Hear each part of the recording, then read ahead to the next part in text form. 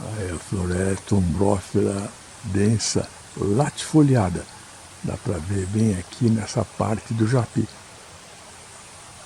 As folhas bem grandes, característica aí da Mata Atlântica.